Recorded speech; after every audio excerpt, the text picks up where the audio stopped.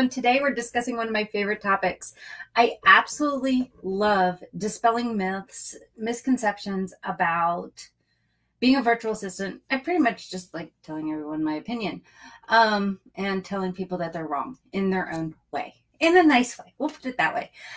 The biggest thing that I run across is people are like, a virtual assistant is, not a real position. It's not a real job. I'm not even going to say that one with I'm not even going to give that one like the time of day, because that's not what this is about. That is so over the top, because we all know as virtual assistants, or, thinking about a virtual assistant job, it's really, really out there. I actually have a Word document that has probably about 50 of these beautiful misconceptions, and I wanted to go over some of the big ones and what prompted this live. What prompted me to actually come out here and tell you that these things are crap. So one of the first things that a lot of people believe is that you need to have a certification, that you need to have some sort of pretty piece of paper. You need a college degree in the field that you're doing. Guys, I have been a virtual assistant for over 11 years. I didn't call myself a virtual assistant because honestly, it wasn't the term that I was focused on. I started out doing this as a social media marketer way back when, and it was completely different. All right. But it was technically a virtual assistant job. I just didn't call myself that. It wasn't a common phrase. And if you go back just a few years ago, you wouldn't have seen it as often either, unless you were looking for work online. Me, I was building a business, and I was building a social media marketing business. And that's what I did. So let's go on with certifications. You need a bachelor's degree. What else did they say? You need some sort of degree for this. You need some sort of whatever for this. I'm going to tell you, I have absolutely no pretty pieces of paper that when I started. I do not have a bachelor's degree. I went to college. It was a lot of fun. I learned which beers I liked and everything else. I did not finish college. Okay. I went to community college. I went beyond that. Yeah, I probably, if I put everything together and did a bunch of paperwork, I might be able to get close to a degree. I don't have it though. And I'm not going to argue with that. Hey, I don't have one. I have experience. Your experience counts for a lot in this industry, a lot more than a degree. And I'm going to tell you that if you can show up, that you can do the work, and if you are seeing job opportunities that are requiring bachelor's degrees, go ahead and apply. Why? Because I saw one, actually it was a client I had actually done work for, and he had actually said, hey, do you know anyone who would want this position? And it was for an online business manager, so an OBM position. I was actually in the certification program at that time. And he wanted all this crap. I mean, literally the list was like a mile long of the requirements. Every single thing I could do on there. Would it be feasible for me to do everything? No, but that's a totally separate question here. He went through and wanted all this stuff. And then the job requirements were, you needed to have a bachelor's degree in, I don't even know what, it didn't really make a difference. You needed to have at least 2 years of experience, and you needed to have all these other things. And they were going to pay someone $20 an hour, $20 to $25 an hour. I was like, it doesn't work like that. $25 an hour, and you want someone to have a bachelor's degree, especially when you're talking about an over full-time position that looks like they're managing a whole heck of a lot than what you're thinking. Yeah, life doesn't work that way. It just doesn't. And a lot of people don't realize that. So no, flat off the bat, you do not need a certification, degree, anything to get started in this business. If you have skills, and I guarantee you every single one of you out there in Facebook land, in LinkedIn land, wherever you are on social media watching, You have skills. You just need to know how to put them into a package. And that's all you need to do. The next thing that I really want to talk about, and I'm trying to go through this list. I really should have showed you this, but it's a lot. They are saying that you cannot really make money with as a virtual assistant. There are thousands of other people who would do the same job for less money. I want you all to think for a second here. This goes into the whole, well, everyone's a virtual assistant. There's a phrase out there, and I'm not exactly sure. Honestly, I cannot remember what the actual phrase is, that it has to do with this mindset. Like, for example, I bought a Toyota 4Runner. Hadn't really noticed them out on the roads, right? As soon as I bought one, everyone else has one. That's the mindset. You all of a sudden see everything. It's actually, if you all know the game Punch Buggy, whatever you want to call it, I don't know what they call it in other countries, but when you see a VW bug go by, you go Punch Buggy, no punch backs. And this caused a lot of fights in the back of cars when I was growing up on trips. But you didn't see the cars until you started thinking about this game, right? You just didn't. So now that you're thinking about a virtual assistant and being a virtual assistant, you're now going to see a lot of people being a virtual assistant. Now I want you to think of a company. Everyone knows the company. It is McDonald's. They sell a cheeseburger. How many other places sell cheeseburgers? How many other places sell the same thing in a different package? Now, why can't you sell the same thing in a different package? Because you're selling you.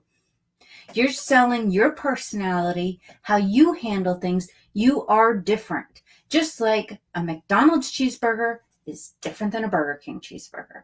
We will not get into the argument of which one is better. I know my opinion, but you all get the idea, right? So all because there are people out there that, yes, will do the job for less. That's when you just say, thank you. Thank you for the opportunity and move on. Why? Because there's going to be someone that you click with. There's going to be someone out there that you will make a difference for. I can also give you the example of Teddy, if you're here. Hi. Teddy is my VA. Teddy is like the miracle VA person. I absolutely love her, okay? Teddy competed with over 70 applicants, 70 that I had. So that's 70 people that possibly could have been qualified. Okay, we're going to narrow that one down though. Let's cut it in half to 35 because 35 is still a big number for a job opportunity, right? So they had this job opportunity and it was 75. I'm cutting it in half because half the people didn't read the description in the job application. So that's always a lot of fun. I love it when they do that. So Teddy was competing with 35 people. We got it down to about 5. Then everyone sent in videos. Teddy's personality showed up more than her skill set. I know you guys are like, what the hell? No, Teddy has these skills that I personally needed because she can come in and do what I want her to do. But our personalities clicked. So all because someone else, and there were other people that were more qualified, but our personalities didn't click. For example, we invited one person and they didn't even show, well, okay, they didn't even know what I did. So that person, I'm like, thank you very much. Have a wonderful day. I mean, literally by skills, by video, everything else, she got all the way down to the final thing, right? She got down to that final cut and she didn't know what I did. So Teddy took the time and Teddy showed up as Teddy. There was no one else. There is no other Teddy. Will she work for someone else in the same capacity? I don't know. She might not work for you. You know, your personalities may not click. I absolutely love working with her. I have, and that's what happens. You can go from those 75 people that you're competing against and your personality makes a difference. So it doesn't make a difference. She wasn't the cheapest. won't discuss that part of it. She wasn't the most expensive. She was right there, you know, about the starting range. Her pay scale has gone up over time, but that's where we, you know, she's built into a different person, and she pretty much could do a lot of the things that I need her to do behind the scenes without me actually telling her to do it. So all because there are 50 people applying for a job position. And you guys, if you are on Facebook posts and you see these job opportunities, and I'm using Facebook as an example because I know that there's a lot of Facebook people here who look at these job opportunities and they'll start reading the comments. And there's like, I don't know, 30 plus comments that says, hey, I'm DMing you. Well, first of all, if the thing said don't DM me, which all of mine do, please don't DM me for a job opportunity. You know, it's kind of one of those things. So all those people now are disqualified. But at the same time, you kind of shy away from it because you're like, well, there's 50 other people that have already applied. You're one of 50, but you are you. So all because there are a lot of virtual assistants out there, there is only one of you. And you make you special. And that is one of the best parts, I personally believe, of being a virtual assistant, is that you're not just hiring a person because of who they are, or because of what they can do. You're hiring them because of who they are. Hey, Patrice, this is such a big difference. I totally agree. It's such a good thing for people to pay attention to, because even I get terrified looking at job opportunities. I applied for one yesterday. I hadn't applied to one in a long time, but I do think that I'm a really good fit. Not sure if I put my best effort into that one, but that's okay. And I'm okay if I don't, if I don't get the call back from it. But I know that I'm going with people that are like, it's a big deal. I'm going against people who have the exact same skill set that I do. So you're showing up as someone who can work with a person. Your personalities have to mesh in some sort of way as a virtual assistant, unless you're doing a one-off project, which is just basically data entry, that sort of thing. And that's quite good. And you just need to be able to work together for that point. So don't ever think that, oh my gosh, there are so many people out there that are doing the same thing that I am. You are you, and you are actually putting yourself out there, and it is your business. The very last thing that I'm going to discuss on this one, this is my third one of the day, and I'll probably go through this month dispelling like all the 50 million of them that I have in this Word document. I actually put in myths about being a VA, and literally this thing like pumped out like a million of them. I mean, there's like 20 different things with 5 each. So this was actually a comment on my YouTube video where I said that people do not need to do. Oh, well, I'm going to put myself here. Let me put myself back over here, because then you can't see that bottom part. We're going to ignore his grammar, because that, it makes me cringe in its own way. But one of the things that people talk about, and one of the things that I tell people, is that you need to have a system. You need to have a system in your business so that you are not tied to the computer all day long. Period. No one wants to do that. No one needs to do that. No one started their business, and this is one of my biggest things. No one ever started their business to say, hey, I want to sit in front of the computer 24/7. Unless you are a professional gamer, but even they get tired. So I can totally understand that you like being on the computer and you feel the need to do that, but you also need to know when to step back. So setting up systems and automations is very key to this, because this right here, the people have time for themselves, have people taking care of their business. That is crap. Over the last year is the first year that I have had people working with me on a full, actually working with me, where it's different. I actually had, like, I had one person that was helping me out for a year before that, but that was one thing that I had done. Now you got to remember though, I've been in business for 11 years. According to LinkedIn, my company has been around for 11 years. I never paid attention. Apparently that is true. So it might be 12 at this point. I don't know. So for the first 9 years, it was me.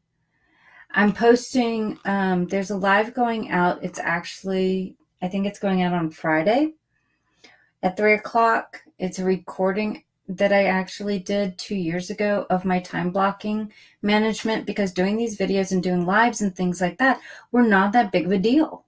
But, you know, it was just sort of starting to come into play because we were all on Zoom. We were starting to do all of that. We all know what happened in 2019. So in 2020, I showed you during my first $10,000 month, I showed you how I time blocked, and that's coming up on Friday. But this sort of thing, you know, I time blocked. I had automations in place so that when someone did contact me, they received an email response right away. Right now, the same thing happens. If you go to the Call Me page, if you go to danasacco.co/call me, it's going to actually, there's a form right there that says, you know, and you get to pick what you want to work on. And depending on what you want to work on, you receive a special email and a special brochure that I want you to go through before we even schedule a call. Because I want you to take a look at everything, and I want you to see, hey, this is how I work. This is approximately what it's going to cost and everything else before you schedule a call with me. Because if you don't have that information, you might be stuck. So certain parts of my business are completely automated. Once you sign a contract, it's sending you a whole entire questionnaire. Boom, done. I don't have to be there. So I have a VA. We just discussed Teddy. Teddy does things that actually aren't like directly admin there, right? They're not admin related. I have Lorianne is actually helping me with project management versus actually operations. Because right now, I mean, it's been a little bit slow because of what has happened in my life. There's absolutely no reason why a solopreneur cannot have a life. And it's very, very important to have a life. Some of the videos I did 2 years ago, they were actually, I would do live videos from the beach. Why? Because I could, you know? So there is no reason why you need to have people working for you. This is absolutely ridiculous. Ludicrous is another word that I would use.